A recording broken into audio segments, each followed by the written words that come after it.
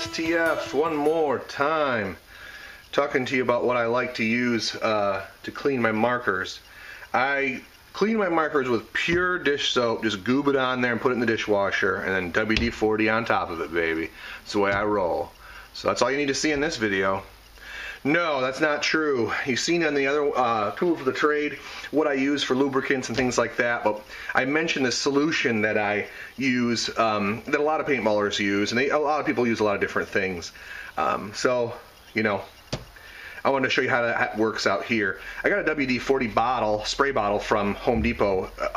I don't care what spray bottle you use, but I like to, you know, make sure they don't leak. And the WD-40 ones seem to work. You've seen me use an old Nick Wax bottle too. Where'd that thing go? Here it is. An old Nick Wax bottle too. That's for, you know, putting tent spray-ons. It just didn't leak either, so I kept it. You know, it's so hard to find sometimes a spray bottle that doesn't leak, so I keep whatever I can get. Anyway, get a good leak-proof spray bottle. Take the top off and fill it mostly with water. What I usually do is just end up filling it up and then dumping a little bit out, okay? I try to get a dishwashing liquid to add into here that is known for taking away grease, and I know most of them are, and maybe I'm just following the commercial too much, but you know, Dawn takes grease out of your way. So in case you get bacon on your gun, which happens to me a lot more than it should, you know, if I had a nickel for every time I got bacon grease on a gun, you know, I'd probably have enough to buy a case of paint. But probably doesn't happen to you as much. But the other types of greases and oils that can show up on a gun, even if it's just the fish oil and things that are inside of paintballs, need to come off of there.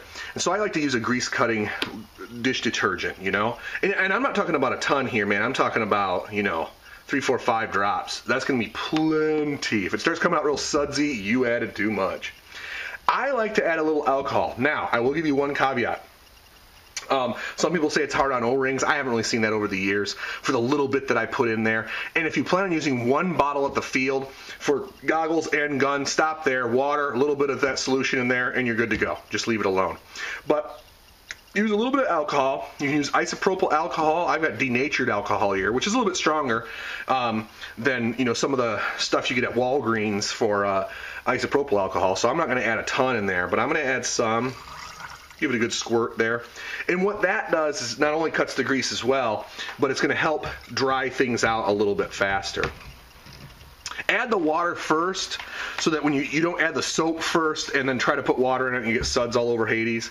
But that's it, man. That's all I'm putting inside there. And that pretty much for years has cleaned everything that I've wanted to do. Again, don't put the alcohol in if you're going to use it on your goggles. I don't mind an O-ring breaking now and again. You have to sit out a game.